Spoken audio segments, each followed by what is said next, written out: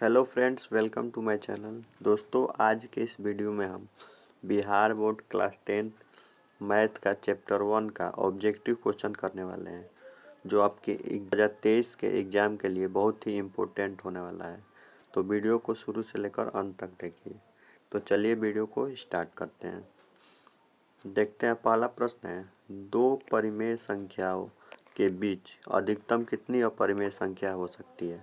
तो दो परिमेय संख्याओं के बीच अधिकतम अनंत अपरिमेय संख्या हो सकती है, इसलिए इसका राइट आंसर हो जाएगा ऑप्शन नंबर डी। ठीक है, अगला प्रश्न देखते हैं दोस्तों। अगला प्रश्न कहता है, निम्नलिखित में से कौन सी अभाज्य संख्या है? इसमें आपको बताना है कि कौन अभाज्य संख्या है। तो अभाज्य संख्या क्या होती है? अभाज्य संख्या वह होती है जो एक से कटे और स्वयं से कटे। वो संख्या जो एक से कटे और स्वयं से कटे, वो अभाज्य संख्या होती है। तो 29 होगा, 29 गुणे 1, केवल 29 गुणे 1, वह यह 1 से कटेगा और अपने आप से कटेगा, और इसमें से कोई भी अंक का गुणनखंड 2 से अधिक होगा, यानी इसका राइट आंसर हो जाएगा ऑप्शन नंबर ए 29। ठीक है, अगले प्रश्न पे चलते हैं दोस्तों। तीसरा नंबर प्रश्न है, 0.3 को परिमेय संख्या के लघुत्तम रूप है। तो इसको हम ऐसे बनाते हैं, इसको मान लेते हैं x बराबर 0.3, और रेकरिंग है तो बार बार दोहराएगा, डॉट डॉट डॉट हो जाता है। 10 से गुणा कर देते हैं तो ये हो जाता है 10x, दोनों तरफ 10 में गुणा कर देते हैं तो यहाँ हो जाता है 3.333, और यहाँ समीकरण 1 में से समीकरण 2 में से समीकरण 1 को घटा देते हैं। समीकरण 2 में से समीकरण 1 को घटा देंगे तो यहाँ बचेगा 10 में से 1 जाएगा तो 9 बचेगा। 9x बराबर यहाँ हो जाता है 3 में से 0 जाएगा तो 3 ही हो जाएगा, 0 0 हो जाता है। तो x का मान क्या हो जाता है 3/9, यानी 3 तरीका 9, यानी 1/3, यानी इसका right answer option number C हो जाएगा। ठीक है, अगला प्रश्न है, 7 + 3√2 है। तो इसको बताना है आपको कि ये परिमेय संख्या है कि अपरिमेय संख्या है कि भिन्न संख्या है कि पूर्णांक संख्या है। तो 7 + 3√2 क्या है? अपरिमेय संख्या है, यानी ऑप्शन बी इसका बिल्कुल राइट आंसर हो जाएगा। ठीक है दोस्तों, अगले प्रश्न पे चलते हैं।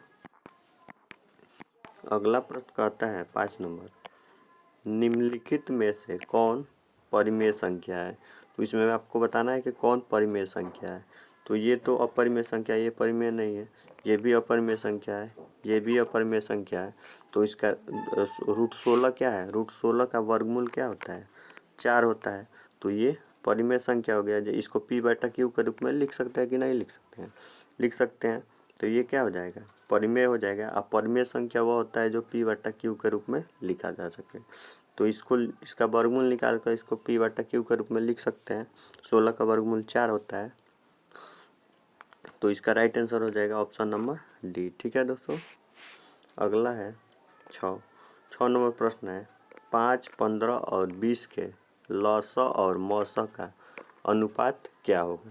तो इसका लॉस और मौसा निकाल लेंगे। तो 5, 15 और 20 का लॉस निकाल, तो 5 का लॉस क्या हो जाएगा? 5 एकम 5, यानी 5 गुणे 1, और 15 का क्या होगा? 15 का हो जाएगा 3 × 5 = 15, यानी 3 गुणे 5, और 20 का क्या हो जाएगा? 2 से कटेगा, 2 दहा में 20, 2 × 5 = 10। तो 5 का हो जाएगा 5 गुणे 1, और 15 का हो गया 3 गुणे 5, और 20 का हो गया 2 गुणे 5, यानी इसमें तीनों में कौन मिल रहा है? तो 5 मिल रहा है। तो इसका HCF हो जाएगा 5, एलसीएम हो जाएगा 5 दूना 10 दूना 20 × 60, यानी 60, और HCF कितना हो गया? 5। तो 5 से कटा देंगे तो 12 बार में आएगा। तो यानी इसका राइट आंसर हो जाएगा option number D, 12:1। Option number D इसका बिल्कुल सही जवाब हो जाएगा, 12:1। 1। ठीक है दोस्तों, अगले प्रश्न पे चलते हैं। अगला प्रश्न है 7 नंबर। किसी पूर्णांक m के लिए सम संख्या का रूप है तो m+2, यानी इसमें अगर m का मान 1 रखते हैं तो 1 + 2 कितना हो जाएगा, 3 हो जाएगा। तो ये होगा ही नहीं, ये तो ऐसे ही गलत हो गया। बी नंबर ऑप्शन है 2m+1, यानी 2 में m का मान 1 रखेंगे तो 2 एकम 2 और 1 3 हो जाएगा। तो ये भी नहीं होगा। और ये सी नंबर देखते हैं 2m है तो 2 इंटू m का मान 1 रखेंगे तो 2 आएगा। फिर m का मान अगर 2 रखते हैं तो 4 आएगा। फिर 3 रखते हैं तो 6 आएगा, 3 रखेंगे तो 6 आएगा। तो इसका मतलब ये सम संख्या आ रहा है, तो सम के लिए पूछा है तो ऑप्शन सी इसका बिल्कुल सही जवाब हो जाएगा। ठीक है दोस्तों, अगले प्रश्न पे चलते हैं दोस्तों। अगला प्रश्न है 8 नंबर। यदि P और Q दो अभाज्य संख्याएं हैं तो उनका मौसा क्या होगा। अभाज्य संख्याओं का मौसा कितना होता है, अभाज्य संख्याओं का मौसा 1 होता है, यानी ऑप्शन डी इसका बिल्कुल सही जवाब हो जाएगा। ठीक है दोस्तों, अगला है 9 नंबर। 0 और 50 के बीच विषम संख्याओं की संख्या कितनी है। मतलब 0 और 50 के बीच कितनी विषम संख्याएं हैं। 26 है कि 25 है कि 27 है कि 24। 0 से लेकर 50 के बीच में तो एक सम संख्या होता है, एक विषम संख्या होता है, अल्टरनेट चलता है। तो एक 50 0 से लेकर 50 के बीच में कितनी होगी, तो 25 विषम संख्या होगी और 25 सम संख्या होगी, यानी इसका राइट आंसर हो जाएगा ऑप्शन नंबर बी। ठीक है दोस्तों, निम्नलिखित में कौन सी अपरिमेय संख्या नहीं है। इसमें बताना है कि कौन अपरिमेय संख्या नहीं है। तो √10 भी अपरिमेय संख्या है, √24 भी अपरिमेय संख्या है, √35 भी अपरिमेय संख्या है। तो √121 का वर्गमूल क्या होता है, 11 होता है। 11 क्या है, 11 एक परिमेय संख्या है। तो इसका राइट आंसर हो जाएगा ऑप्शन नंबर डी। ठीक है दोस्तों, 11 नंबर प्रश्न है दोस्तों। निम्न में से कौन सा अपरिमेय संख्या नहीं है।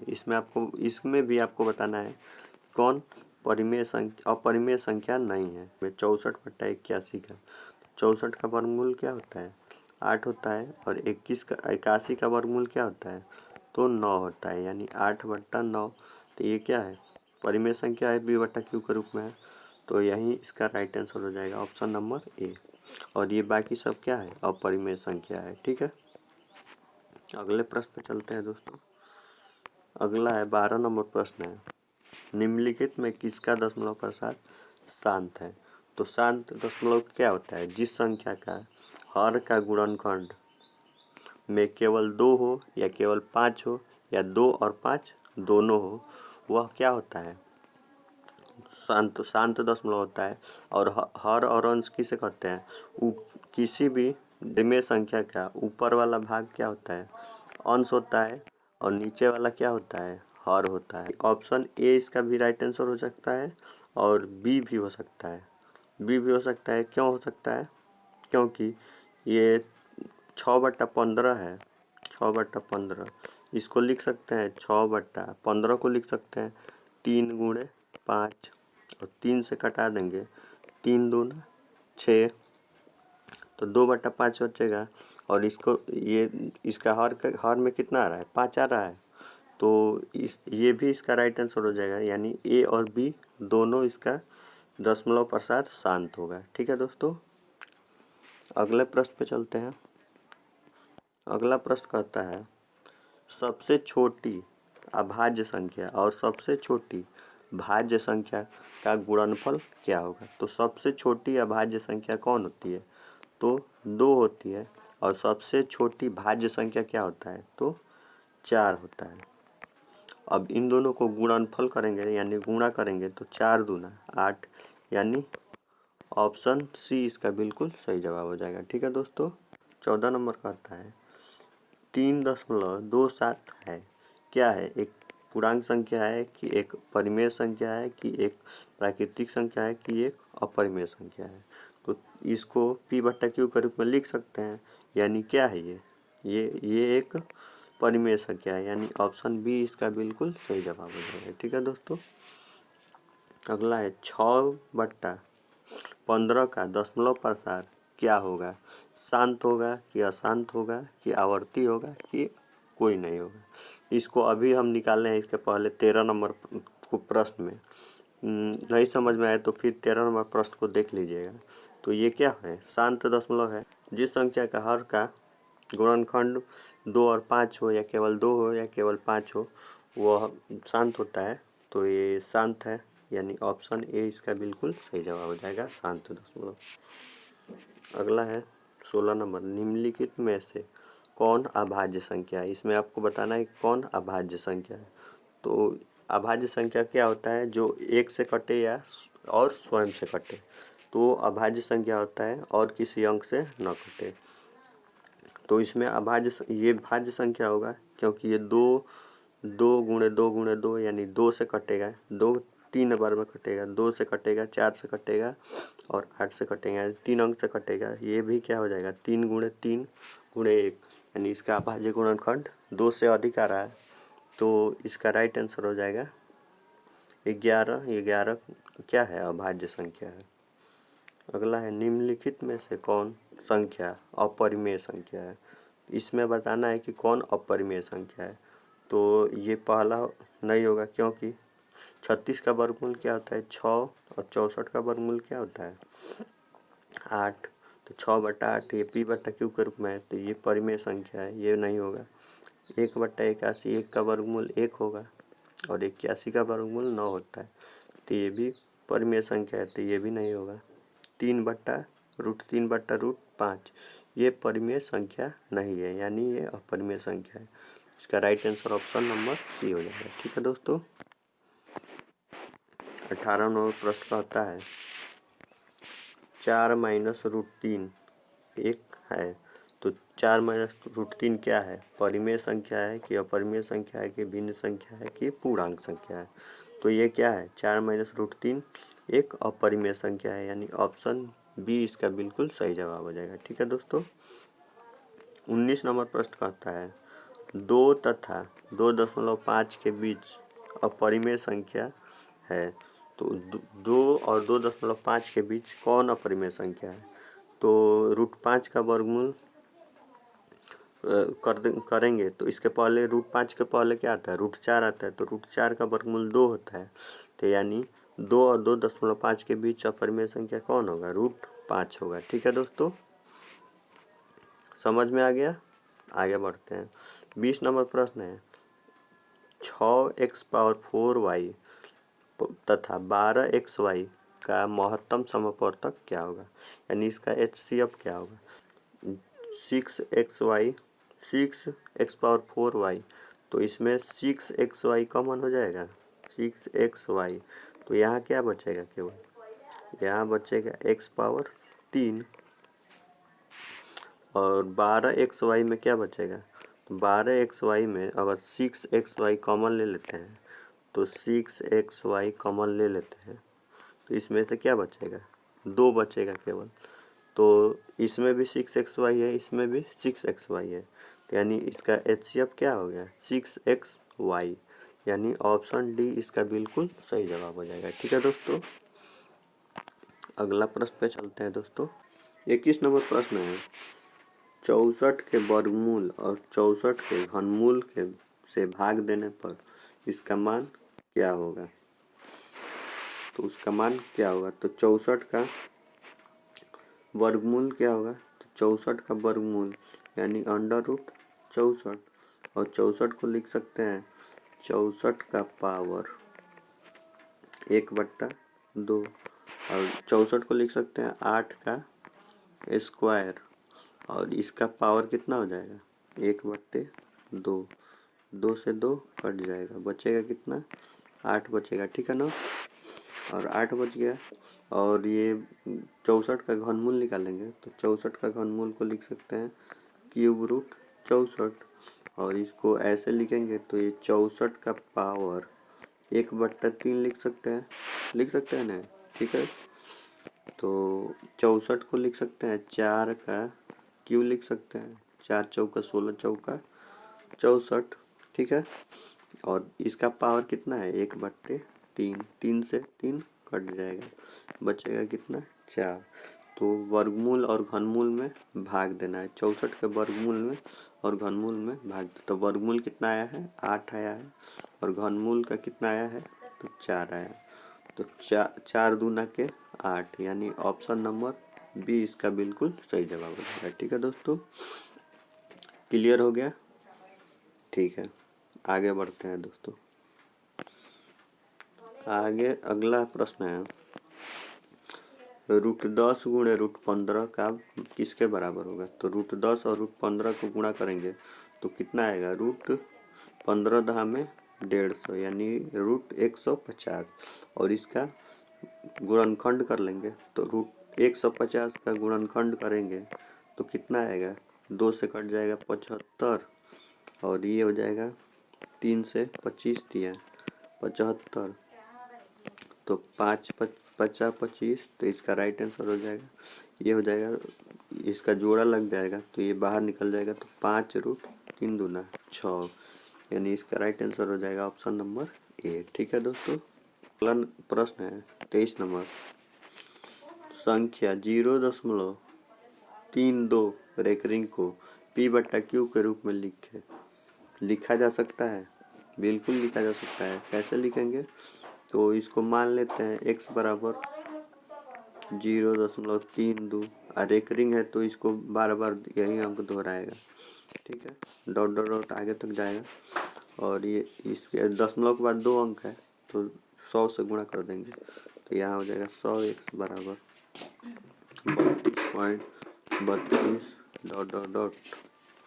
अब क्या करेंगे, इसमें से घटा देंगे 2 समीकरण, इसको समीकरण 1 मान लेते हैं, इसको 2 मान लेते हैं, 2 में से समीकरण 1 को घटा देंगे, 100 में से 1 जाएगा तो 99x बचेगा, और यहाँ क्या बचेगा, यहाँ बचेगा 32, तो इसको लिख सकते हैं x बराबर 32/99, यानी ऑप्शन सी इसका बिल्कुल सही जवाब हो जाएगा। ठीक है दोस्तों, अगले प्रश्न पे चलते हैं। अगला है संख्या 23.43 को P/Q के रूप में प्रकट किया जा सकता है? बिल्कुल किया जा सकता है। इसको मान लेंगे तो x बराबर मान लेंगे 23.43, और 43 पर एक करेंगे तो ये बार बार दोहराएगा, डॉट डॉट डॉट हो जाएगा, और यहाँ इसको 100 से गुणा, दशमलव के बाद 2 अंक है तो 100 से गुणा करेंगे तो यहाँ हो जाएगा 100x बराबर 23.43 डॉट डॉट डॉट।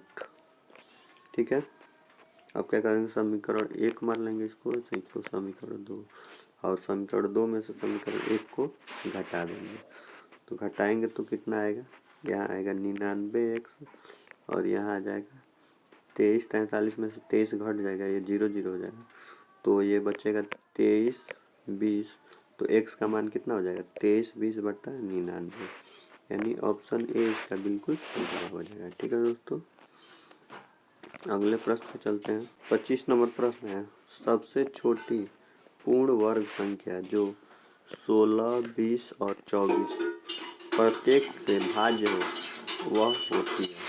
पूर्ण वर्ग कौन कौन है? तो 1600 है, और ये कितना है 3600 है, यानी बी और डी में से कोई एक होगा, तो ये 16 से कट जाएगा, 16 से भी कट जाएगा, 20 से भी कट जाएगा, लेकिन 24 से ये नहीं कटेगा, यानी इसका राइट आंसर हो जाएगा ऑप्शन नंबर डी। ठीक है दोस्तों, तो दोस्तों ये थे क्लास 10 मैथ के चैप्टर 1 के कुछ ऑब्जेक्टिव क्वेश्चन। दोस्तों वीडियो आपको कैसा लगा कमेंट करके बताइएगा, और वीडियो अच्छा लगा हो तो वीडियो को लाइक, शेयर और चैनल को सब्सक्राइब ज़रूर कीजिएगा। मिलते हैं अगले वीडियो में, तब तक के लिए धन्यवाद।